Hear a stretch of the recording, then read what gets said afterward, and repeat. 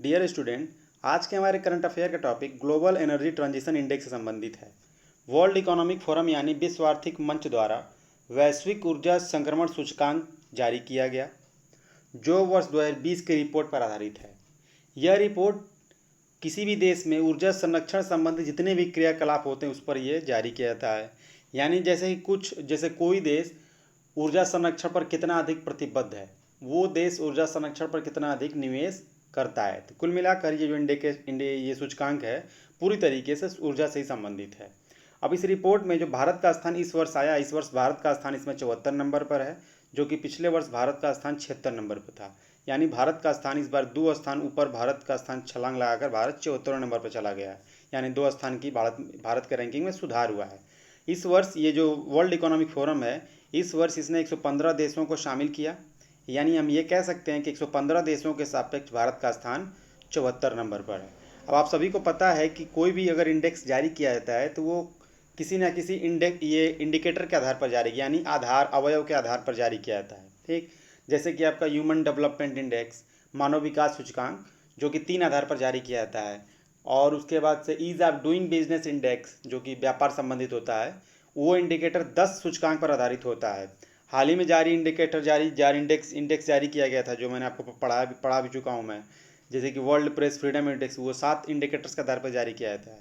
तो वैसे ये 6 इंडिकेटर्स के आधार पर जारी किया जाता है global energy transition index. Exam में ये भी सवाल बन जाता है कि ग्लोबल एनर्जी ट्रांजिशन इंडेक्स कितने कंपोनेंट के आधार पर या कितने इंडिकेटर के आधार पर जारी किया है, तो आंसर होगा आपका 6 आधार पर। तो चलिए समझते हैं वो 6 आधार कौन से हैं। ये जो पूरी फाइल लाई गई है, पूरी वर्ल्ड इकोनॉमिक फोरम की ओरिजिनल वेबसाइट से लाई गई फाइल है। ठीक, ये कुल मिलाकर देखिए 6 आधार हैं इसके, जिसमें पहला कंपोनेंट है कैपिटल एंड इन्वेस्टमेंट, दूसरा है रेगुलेशन एंड पॉलिटिकल कमिटमेंट, उसके बाद तीसरा जो है इंस्टीट्यूशन एंड गवर्नमेंट, उसके बाद चौथा जो आता है infrastructure and innovative business environment, पांचवा है human capital and computer participations, उसके बाद से लास्ट में आता है एनर्जी सिस्टम एंड स्ट्रक्चर। ठीक है, तो ये 6 आधार पर जारी किया जाता है। अब इन 6 को थोड़ा डिटेल में समझते हैं। जैसे पहला है कैपिटल एंड इन्वेस्टमेंट, यानी पूंजी निवेश। को जो गवर्नमेंट है वो ऊर्जा के क्षेत्र में कितना अधिक पैसा निवेश करती है। तीसरा ये है रेगुलेशन एंड कमिटमेंट, वो जो देश है वो कितना अधिक ऊर्जा संरक्षण पे कितना अधिक वो प्रतिबद्ध है, यानी वो देश में कितना वहाँ की सरकारें प्रदूषण को रोकने के लिए, कार्बन उत्सर्जन को रोकने के लिए वो कितना अधिक वो कार्य करती हैं, इस आधार पर ये है। ठीक है, उसके बाद तीसरा जो है इंडिकेटर वो है इंस्टीट्यूशंस एंड गवर्नमेंट्स, यानी वहाँ के जो लॉ है, वहाँ के जो एक्ट हैं, वहाँ का जो प्रशासन है, वो ऊर्जा संरक्षण को रोकने के लिए कितना अधिक कार्य करता है। उसके बाद से चौथा जो है उस हिसाब से ये है कि वहाँ की जो सरकार ऊर्जा संरक्षण पर कैसा अपना देश में माहौल बनाती है।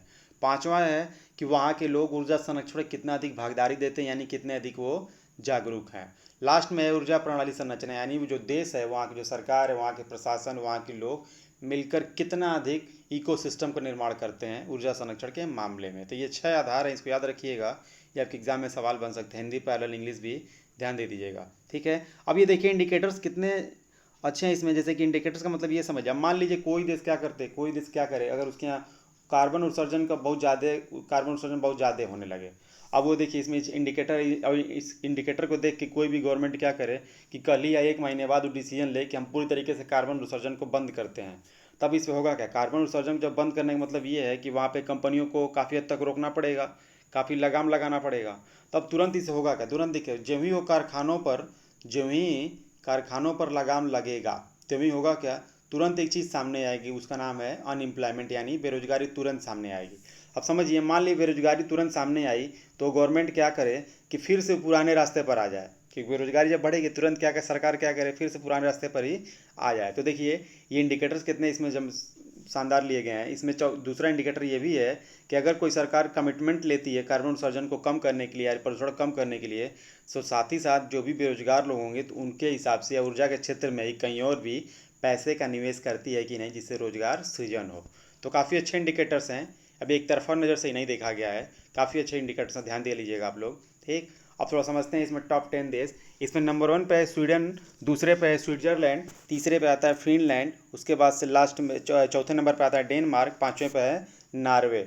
नॉर्वे एक ऐसी कंट्री है जो कि लगभग टॉप 5 या कोई भी इंडेक्स आप देखेंगे तो टॉप 5 या टॉप 10 देशों में नॉर्वे रहता ही है। ठीक है, ये एक तरह, और बहुत वेलफेयर कंट्री है। तो याद रखिएगा, नंबर 1 पे स्वीडन, ठीक, और नॉर्वे भी पूछता है अक्सर, ठीक।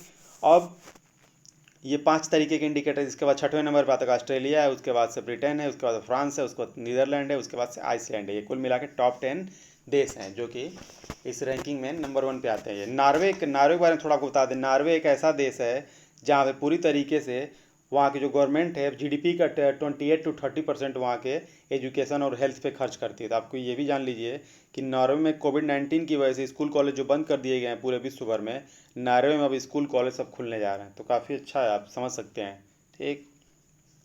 अब इसमें थोड़ा सा अब पड़ोसी देशों की बात कर लेते हैं, क्योंकि एग्जाम में पड़ोसी देश ही पूछ देता है, ठीक। तो वर्ल्ड इकोनॉमिक फोरम जो ये रिपोर्ट जारी किया है, वैश्विक ऊर्जा संरक्षण संक्रमण सूचकांक, इसमें श्रीलंका का जो रैंक आया है, श्रीलंका का बाकी एशियाई देशों की अपेक्षा श्रीलंका का रैंक काफ़ी बेहतर है, काफ़ी अच्छा माना है। उसका है 55 नंबर पे है, ठीक। और उसमें श्रीलंका के बाद जो आता है, आपके इंडिया तो पता ही है 74 नंबर, श्रीलंका इंडिया के बाद आता है चाइना। चाइना का रैंक है 78वें नंबर पे, काफ़ी कार्बन उत्सर्जन देश करने वाला है ये। उसके बाद से पाकिस्तान, पड़ोसी देश, पाकिस्तान का रैंक है 94 नंबर पर। उसके बाद से हमारा पड़ोसी देश नेपाल, नेपाल की रैंकिंग सबसे ख़राब है, उसका स्थान है 95 नंबर पर। और उसके बाद से एक पड़ोसी देश, इसका नाम बांग्लादेश, बांग्लादेश का स्थान है 85 नंबर पे। तो ये है कुल मिलाकर। तो इसको आप देख लीजिएगा, एग्जाम में सवाल बन सकता है। सारे वीडियोस के सारे फोटोज़ की स्क्रीनशॉट ले लीजिएगा, नोट्स बना लीजिएगा, आपको काम देगा, ठीक। तो आज का ये वीडियो रहा इस इंडेक्स पर आधारित। कैसा लगा कमेंट करके बताइएगा, और चैनल को सब्सक्राइब करिए। धन्यवाद।